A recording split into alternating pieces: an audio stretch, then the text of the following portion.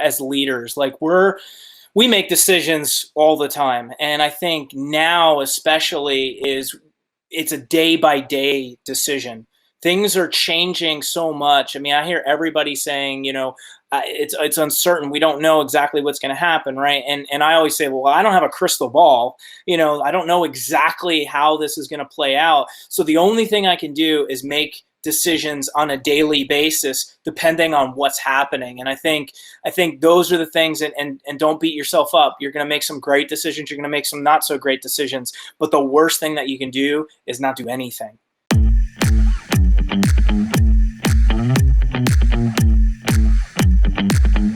Of what we need right now with the coronavirus going on, and somebody that's actually, entrenched in the medical profession, such as yourself. So Attly, give me a little bit of background on you and the company, and let's dive right into it. Yeah, sure. So I'm Attly Aycock, CEO of Remington Medical.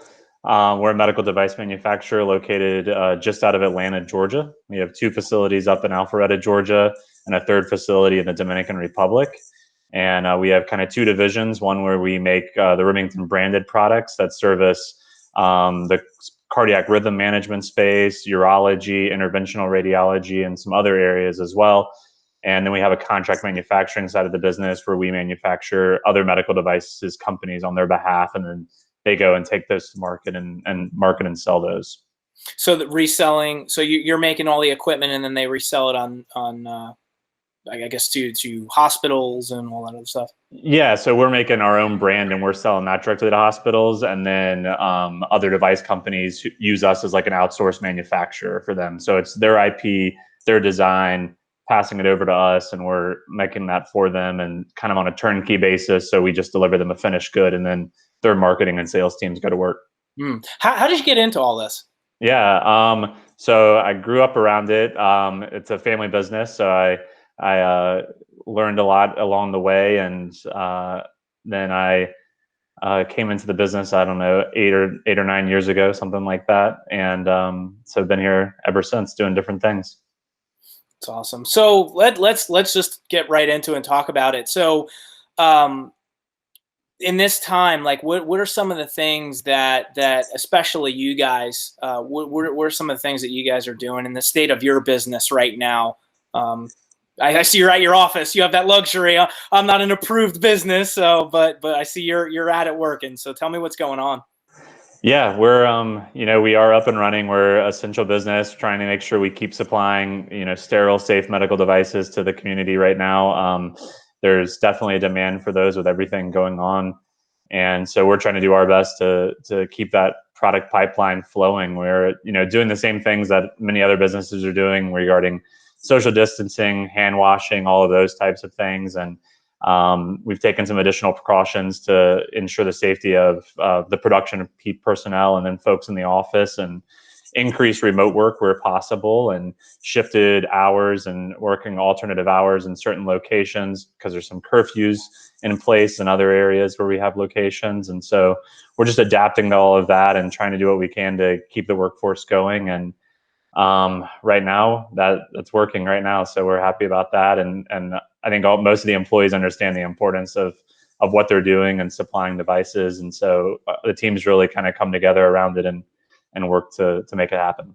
You mentioned that you actually had to get approved by like Homeland Security, and there's a whole process. Explain that process. It's not necessarily there was an approval process, but the Department of Homeland Security sent a letter to all critical infrastructure that does supply into the hospitals, and they have requested that we do what's necessary to keep working, and we don't voluntarily close or anything like that.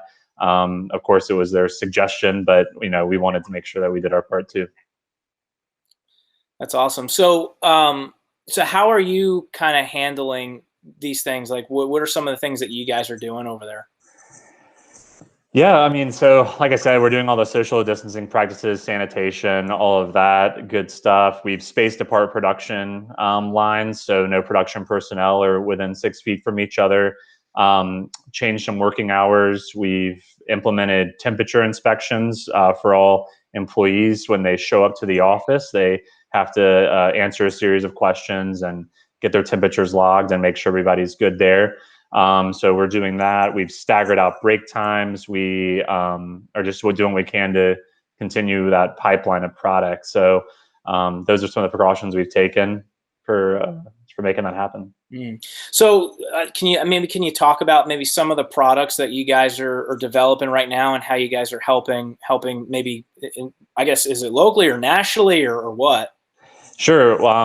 So right now we've helped out on some design inputs. We've talked to the state of Georgia. We've talked to universities domestically, internationally. We've talked to folks that have been in touch with NASA and the DoD and doing what they can to ramp up both ventilator and respirator production. And so we've been offering manufacturing insights, design for manufacturability is kind of what we call it. How do you take something that's maybe a computer model and actually make it? And we've provided some insights along the way to what might be helpful. And so we're not actively producing anything at the moment, but we have been providing those design inputs just on a pro bono basis. And we're here to kind of support as necessary. That's great. That's awesome. So let me get your thoughts on this entire thing. Like, talking, you're running the company. So let's talk on like a C-suite, C-executive. A lot of businesses are being affected out there, and there's a lot of uncertainty. And so what are you seeing on your end, almost being in the front lines there? Yeah, I mean, I think, when any crisis goes into this, from a leadership perspective, there's always going to be, cash flow concerns and what does that look like? So that's absolutely something that we're keeping an eye on and making sure that we're taking the right precautions there to ensure that we have cash on hand to deal with what's necessary to ramp up production when necessary, and even to hire when necessary. We've been increasing our hiring over the past couple of weeks as well. So we want to make sure we have the ability to do that. And then for the employees that are currently here, we want to make sure they have a stable workplace. So, we're regularly soliciting, questions and comments and inputs from the employees on what they're seeing on their daily basis and what we can do to even increase morale when morale does fall, and see what we can do to, give them the safe environment that they're seeking and that their loved ones want for them when they're away from the house. And really just trying to, humanize the whole thing. It's, there's a lot of emails and things like that get flung out, and it's just so text heavy and a lot of jargon and things like that get thrown in there. And it really comes down to is we're all in this together and we're all going to get through this together, and we all have to kind of align around that. Yeah, you touched on something right there, communication. There's a lot of information that's flooding the market about whether it's about the specifics about the virus itself or the economy, or, I mean, literally, like, you could look at like 10 different outlets, media outlets, and they're all saying something different. It's really hard to kind of gauge on what's real, what's not, and getting information, especially what you can control, is inside your own organization. I think as a leader, being very mindful of that and being connected and checking in with everybody, especially if you have a business right now that's operating, you have people that are coming in, you have to have that direct line of communication. I think that is really important. Would you say? Absolutely. Yeah. I mean, we try to make sure that we're having updated messaging posted throughout the buildings. We're regularly using text message, other means, emails, staying in touch with everybody, to just let them know what's going on. There's no reason to try to hide anything behind a door or anything like that. Everybody needs to know what's going on. And so we're just trying to make sure we have as open communication with everybody as possible. Yeah. So what are some of the other things that you're seeing in the marketplace right now? Is there like anything that advice you would give business owners, or something they can do to help? I mean, right now I just, like you said, there's so many different news sources, so many different inputs, so many different facts. Yes, there are different facts right now, but so much of that stuff. And I would just say, go and, there's webinars that are being put on from, accounting professionals, finance professionals, legal, HR professionals. There's so much news with different bills coming out of Congress and everything like that. There's just too much information for a single person to digest at any given time. So those people are kind enough to get on, shows like yours or get on webinars or anything like that and share their point of view. And so, set aside some time each day to digest all of that and participate in those. And if you're knowledgeable and you have some point of view to offer, try to do that as well. And that way we all can kind of come together and with the collective mind, figure out what we can do with all this. And and I talk to a lot of people, especially about that now, is to, if you've got information to share, get on social media, start pushing out content, start pushing out that information, or getting on a show, or doing a show, something like this where you're communicating back and forth, because everybody's home right now. Everybody, is consuming content, and if you've got something to share, or even in your local area, like, we talk about some businesses adapting to this, right? So there's companies now, like a really good friend of mine, has a trade show business, and he was, creating these stuff. Now they switched to manufacturing the shields for the nurses, which is great, and he's helping out the local community. So if you're doing stuff like that, and you're able to help, get that information out there, get that information on social media, and push that out. Get on shows.